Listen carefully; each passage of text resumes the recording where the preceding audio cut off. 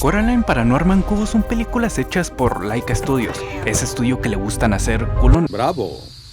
Gracias. A todo mundo le agrada sus películas, pero su fundación es de lo más extraña. De hecho, en internet se ha popularizado que el creador de Nike financia a Laika Studios. No se sabe la razón exacta de por qué invirtió en Laika, aparte que en realidad es un poco mentira que el estudio no genera dinero. Coraline, por ejemplo, ha generado muchos millones, pero hoy en día puede perderlo todo. A principios del siglo XX, antes de que existiera tal como conocemos el cine, apenas existían dos formas de animar. Una era por dibujo y otra por arcilla. Los animadores de ese tiempo todos escogieron el dibujo por encima que la arcilla. Claro, la técnica de animar con arcilla o plastilina se fue yendo poco a poco a la oscuridad. La animación por dibujo fue haciendo historia. De repente surgieron leyendas como Tex Avery, Chuck Jones, Freeze Feeling o Ubi Werks. Mientras tanto, la arcilla, o se empezó a denominar stop motion, solo se usaba en momentos muy específicos como efectos especiales. Nadie quería experimentar con ella porque, esto es lo más importante, era muy lenta. Estar moviendo frame a frame era demasiado costoso como lento. Todo el mundo prefería aprender a dibujar que aprender a cómo usar la arcilla, hasta que llegó un valiente que se atrevió. Yeah, we do.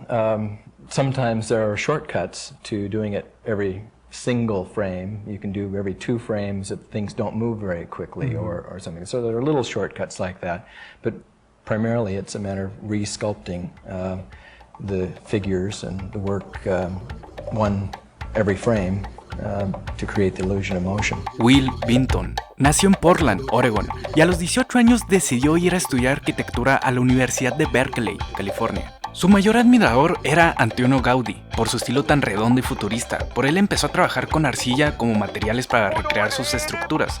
En la universidad conoció a Bob Garnier, un esculturista. Cuando terminó la universidad estaba más interesado en la filmografía que en la arquitectura, así que trajo a su amigo Bob para hacer un corto. Estaban dos tipos en un sótano día y noche haciendo muñequitos de plastilina. Cualquiera pensaría que eran homosexuales reprimidos en ese tiempo. Así es como sacaron el corto Closed Mondays y lo enviaron al Festival de Cine de Portland. Y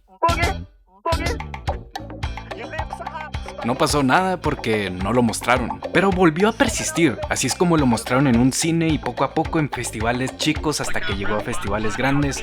Hacer ese corto fue demasiado laborioso, tanto que les tomó 14 meses. Nadie antes había trabajado de esa forma con plastilina. Así es como por arte de magia ganó el premio, no de Portland, sino el mismo premio Oscar a mejor corto. Las llamadas de agencias queriendo hacer cortos y anuncios tronaban el teléfono, pero lastimosamente Bob tomaría otro camino. Así es como se fundó Vinton Studios. Lo que estaba haciendo era perfeccionar el cine stop motion. We name them, we talk about them, we imagine what they do in certain kinds of situations. Sometimes we even feel sorry for them. Nadie nunca se planteó el tratar a toda una arcilla como una forma de transformarse. Vean estas tomas.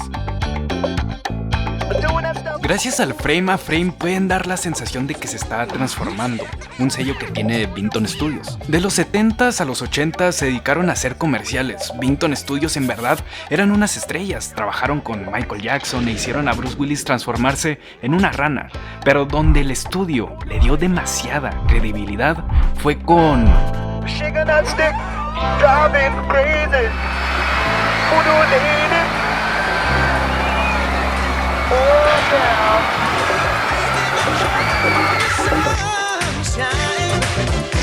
Con el stop motion popularizó un comercial de pasas llamado California Raisins. El comercial tenía tanta energía y surrealismo que a la gente le parecía genial. La canción llegó a Billboard Hot 100 y Vinton produjo un cortometraje musical que vendió más de 100,000 VHS. Facturando millones decidió tomar una decisión, hacer un largometraje. Así nació Las aventuras de Mark Twain. Never mind them. People are of no value. We could make more sometime. Las aventuras de Mark Twain fue la primera película hecha 100% en plastilina. Es por eso que es un antes y un después, sobre todo en la demostración de que se puede usar arcilla como otra forma de animación. And was made over about a 4 and a half year period by a tiny crew of really only about 17, 18 people all together. Narrativamente está bien lograda, aunque a los youtubers les gusta hacer teorías conspiranoicas con esta escena. El mismo Will Vinton explica que está muy sacada de contexto, y es por eso que se siente tan horrible. Gracias a esta película muchos quisieron hacer lo mismo, como Arman Animation o Tim Burton. Time you begun.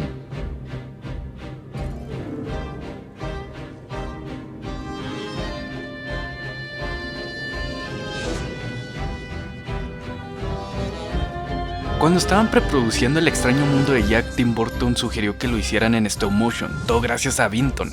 Disney le gustó la idea y contrataron a un tipo que se llamaba Henry Selick, que básicamente sería el encargado de el stop motion.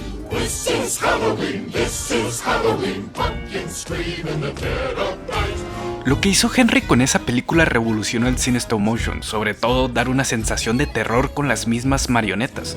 Parecía que Vinton tenía una competencia, Henry Selick. First feature for Disney to do stop motion animation.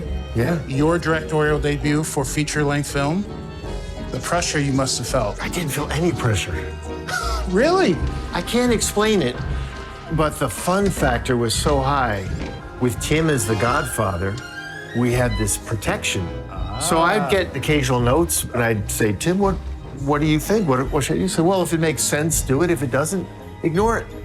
So I thought that's how all films were. But in the early 90s, the tools, the digital tools, computer animation was just beginning to get to the place where it's sort of artist accessible. Before that, you had to be a programmer to even touch the stuff. And the idea is. Mientras tanto, Will Vinton empezó a incursionar en el CGI, que por los 90s estaba muy de moda y era novedoso. Eddie Murphy los contrató para una serie, los PI. A partir de aquí todo empezó a irse al carajo. Entre la serie, los comerciales y que querían hacer CGI, Will tuvo que hacer Vinton Studios una empresa de tiempo completo. Pasaron de tener 100 trabajadores a ser 400. El nuevo presidente ejecutivo de Vinton Studios tenía la tarea de traer a inversores. Tenía un empresario de Oregon que posiblemente le interesaría, Phil Knight, que era el creador de Nike, que básicamente sería quien pusiera los 7 millones asumiendo el 15% de la empresa. Así es como esos 7 millones ayudarían a hacer los PI.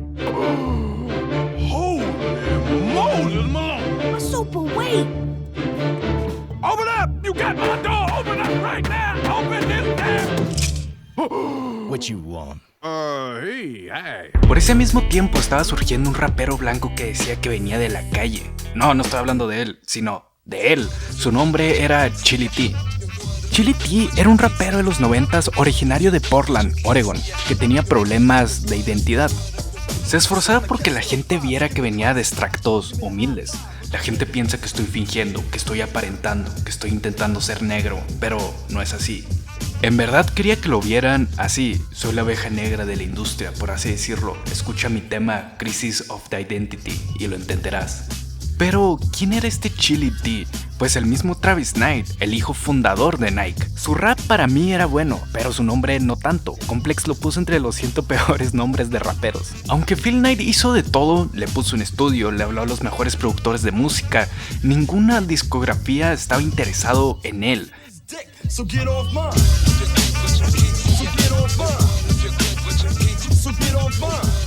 En 1998, después del fracaso de Chili T, Phil lo posesiona en su nueva empresa Vinton Studios, haciendo bigotes en el departamento de CGI. ¿Es un caso de nepotismo?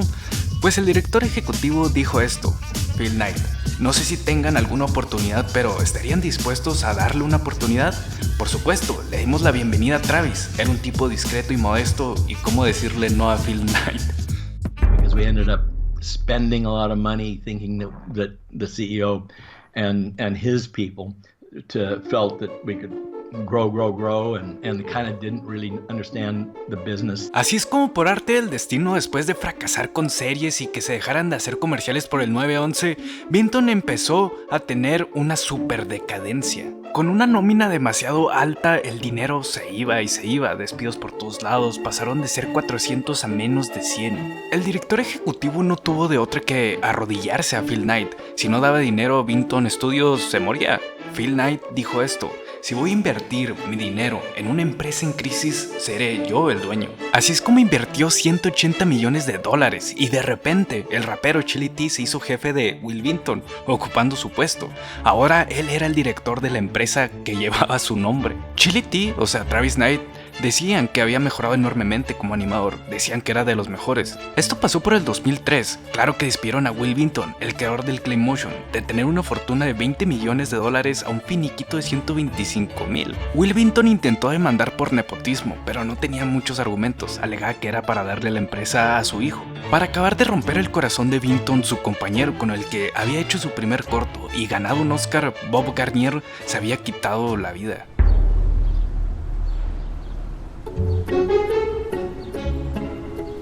Phil Knight con su nueva empresa rebautizó el nombre de Vinton Studios a Laika Studios, argumentando que es similar a la perrita Laika que fue al espacio y estaba sola, por lo igual de sola que está Laika Studios, una productora en Portland. Parecía que con el nombre dejaron atrás todo ese pasado, contrataron a gente nueva y quitaron casi todo el CGI. A partir de aquí, Travis Knight en realidad no es recordado por rapear ni por ser el hijo fundador de Nike, sino por las películas que dirigió y produjo, Paranorman, Kubo, Box Trolls. Es extraño cómo se manejó toda la situación. En una entrevista en 2009 dijo esto: no sé si es muy diferente cuando le conté a mi padre que me apasionaba jugar con muñecas, refiriéndose cuando entró a Vinton Studios, pero como ya les dije antes, quien metió a Travis fue su mismo padre. ¿Por qué tienes que mentir sobre ello? O vean esto. All right, so what we got here? No sé, pero eso me suena a jefe que solo va una vez al mes a la oficina. Se supone que él fue el director de Kubo. Obviamente a mí me gustaría pensar que él es el genio detrás de todo, pero juzguen por ustedes mismos. Pero volvamos a 2009, ahora llamado Laika Studios. No tenía ninguna película propia desde los atentados de Will Vinton. Contrataron a Henry Selick, el encargado del extraño mundo de Jack, para hacer una película del gran escritor Neil Gaiman, Coraline. Lo único que quiere es algo de comer. ¿Qué? Es ridículo. Nadie come hijas. No lo sé. ¿Qué tal sabes? Coraline, aunque le duela a Vinton, sí cambió el stop motion. Seguramente sepas que para Coraline se usaron 10.000 expresiones para hacer distintas caras y transiciones. Cuando comparas las aventuras de Mark Twain con Coraline, el abismo es grande. Con Coraline, como las demás películas de Laika Studios, saben cómo usar tecnología, las impresiones 3D, con CGI, con robótica, que las combinan con excelentes efectos prácticos, como estas palomitas de maíz que están pintadas de rosa. Usaron una cámara digital combinando lentes de los 40s que le dan ese look tan vintage pero moderno. La expresividad de facciones como movimientos es algo que se ve tan real que dudas si no usaron dibujantes. Por eso Laika Studios no solo se reinventó, sino reinventó el stop motion. ¿Eh? Pero...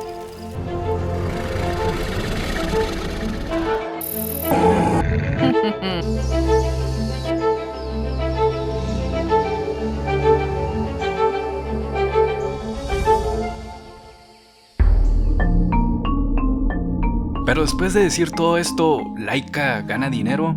He visto muchos TikToks por ahí que dicen que Laika no gana dinero, que todo lo pone el creador de Nike y que financia las películas por filantropía. En realidad no es tan preciso como vieron. La primera cosa que puede ser es que Phil Knight lo vea como negocio. Digo, Disney a lo largo de los años ha hecho todo un imperio. Pero no creo, porque metería más mano en la productora. Ahora, la otra que queda es que sería por su hijo Chili T. Travis Knight. Se apoyó su carrera como rapero, ¿cómo no apoyará su carrera como director?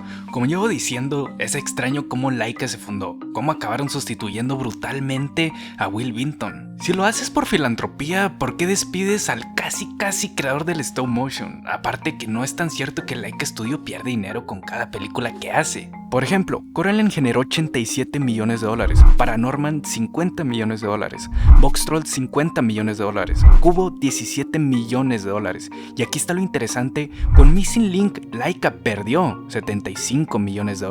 Con eso se quedan con $129 millones.